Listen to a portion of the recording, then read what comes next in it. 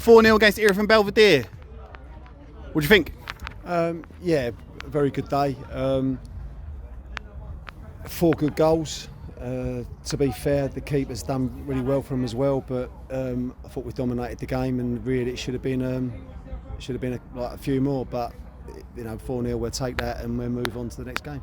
Some of the football at times out there, you must have been really pleased with the patterns of play, and after the midweek where they nullified and you had to go through a little bit more of a process, but in the second half it was fantastic.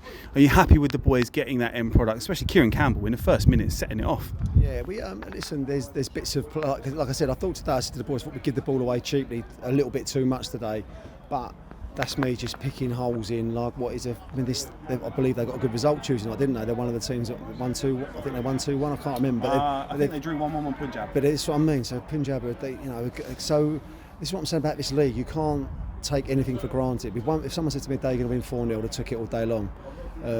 But we've come today, and I thought we've settled ourselves down a little bit. Played some good football, got some good goals early in the first half, early in the second half.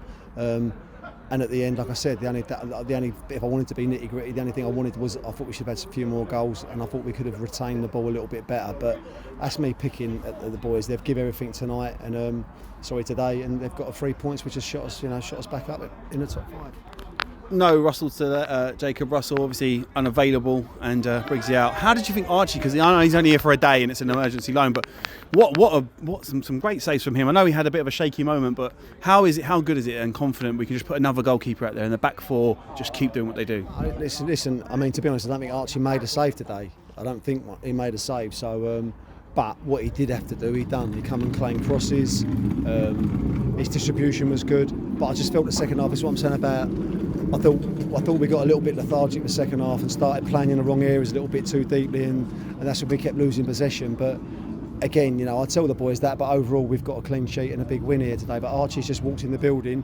He's off to QPR on Monday for a trial, so I hope it all goes well for him there. But he's come in and done very well for himself. We wish him the best, and I know that they'll be looking at that footage saying that he did do some good things today.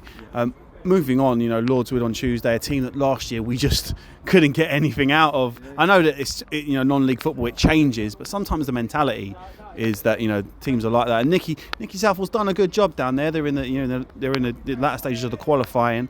How are you looking to approach that?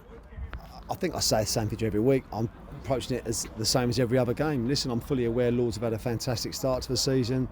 They've gone furthest they've ever done in the FA Cup. And they come here and won last year, and I think it was 4-3 in the end. It was 4-0 down, so we know what we're going to get. Like I said, whether it's Lordswood or whoever, there's not such thing as an easy game at this level. So the main thing, there's no real injuries. We had a few tight legs, so he was lucky enough to make the substitutions. So we'll go there and treat it no different. But I'm fully aware we're going to be in for another tough game. New sign today, Indre Cott coming in, and also Stephen Payne returning. You had Kemp coming on at left back, and he was really good when he came and looked brave. And were you happy with the squad, the players coming back there? Because the players who are unavailable, they're unavailable for personal reasons, not injury. So are you happy with the squad being as big as it is out there? Yeah, listen, compared to some of the squads that are around, it's not a massive squad. Drake's become available.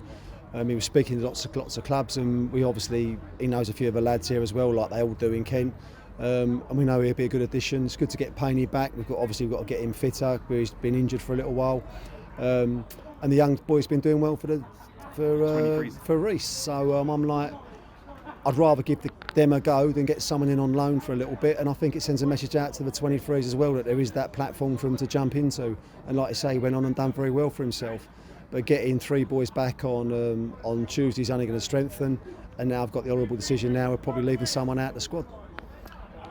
Let's rewind a little bit to last night, where the 18s got a win and they had 150 people watching, which is massive for the club.